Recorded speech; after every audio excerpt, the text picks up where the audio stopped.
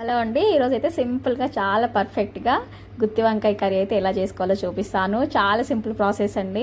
బగార్ రైస్లో కానీ నార్మల్ రైస్లో కానీ చాలా బాగుంటుంది.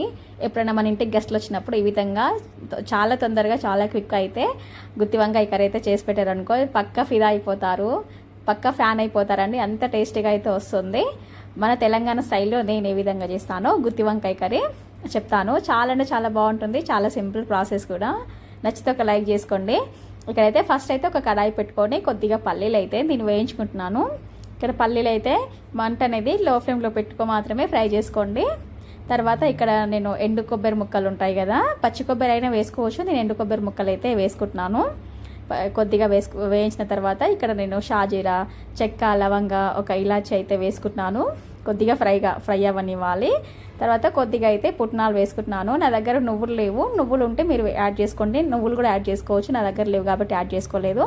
ఇక్కడ అన్నీ వేయించుకొని అయితే పక్కనైతే పెట్టుకోవాలి. తర్వాత అదే కడాయిలో కొద్దిగా ఆయిల్ అయితే వేసి ఇక్కడ నల్ల వంకాయలు ఉంటాయి కదా, వంకాయలు అయితే ఈ విధంగా గుత్తి వంకాయకి ఏ విధంగా కట్ చేస్తామో ఆ విధంగా 4 సైడ్స్ అయితే కాట్లు అయితే పెట్టుకొని ఈ విధంగా అయితే ఆయిల్లో అయితే ఫ్రై చేసుకుంటున్నాను. వంకాయలు అయితే కట్ చేసి ఫస్ట్ ఆయిల్లో సాల్ట్ వాటర్లో అయితే వేసుకోండి. నేను అక్కడ ఆ వీడియో అయితే స్కిప్ చేశాను, తీయలేదు నేను వీడియో. ఇక్కడైతే ఆయిల్లో వేసి కొద్దిగా ఫ్రై అవ్వనియాలి. ఒక 10 నిమిషాలు అలా మంట అనేది మీడియం ఫ్లేమ్లో పెట్టి వంకాయలు అంటే కొంచెంగా మగ్గనివ్వాలి.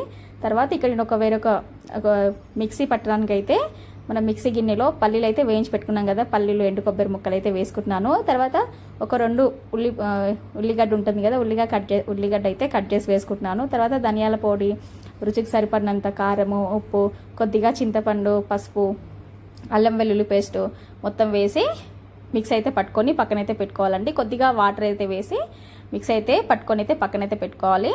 తర్వాత ఇక్కడ వంకాయలు చూడండి మగ్గిపోయాయి. చూడండి ఎంత బాగా అనిపిస్తున్నాయో. చాలా త్వరగా అయితే 10 మినిట్స్లో కుక్ అయిపోయాయి. తర్వాత అదే ఆయిల్లో మీకు కావాలంటే ఇంకొద్దిగా ఆయిల్ అయితే వేసుకోవచ్చు. అదే ఆయిల్లో కొద్దిగా కరివేపాకు వేసుకొని ఇక్కడ నేను పల్లీల పేస్ట్ అయితే మిక్సీ పట్టుకున్నాను కదా, ఆ పేస్ట్ అయితే ఆయిల్లో వేసి కొద్దిగా ఫ్రై చేస్తున్నాను. కొద్దిగా వాటర్ కూడా పడతాయి, కొద్దిగా వాటర్ కూడా యాడ్ చేసుకోండి. మనం మిక్సీ గిన్నెలోనో కొద్దిగా వాటర్ వేసి ఇక్కడ నేను వాటర్ అయితే వేసుకుంటున్నాను. తర్వాత కొద్దిగా ఒక 5 నిమిషాలు ఫ్రై అయిన తర్వాత ఇక్కడ చూడండి ఆయిల్ అయితే పైకి తేలుతుంది. ఆ టైంలో మనం వంకాయలు అయితే మగ్గబెట్టుకున్నాం కదా ఆయిల్లో, ఆ వంకాయలు అయితే వేసుకొని కలుపుకోవాలండి. మీకు కొంచెం వాటర్ క్వాంటిటీ ఎక్కువ కావాలంటే కొద్దిగా అయితే వాటర్ యాడ్ చేసుకోండి. నేను కొద్దిగా అయితే వాటర్ వేసుకుంటున్నాను. ఒక 10 నిమిషాలు అలా మళ్ళీ ఉడకబెట్టుకోవాలి మరొకసారి. నాకు సాల్ట్ కొంచెం తక్కువ అనిపించింది, అందుకే కొద్దిగా సాల్ట్ అయితే యాడ్ చేసుకున్నాను. అంతేనండి, చాలా సింపుల్గా అయితే వంకాయలు అయితే రెడీ అయిపోతుంది. నా స్టైల్లో నేను చేశాను. చాలా బాగుంది. వంకాయలు చూడండి ఎంత మంచిగా ఉడుకుతున్నాయో, ఎంత బాగున్నాయంటే నూనె వంకాయ, గుత్తి వంకాయ చాలా పర్ఫెక్ట్గా వచ్చింది.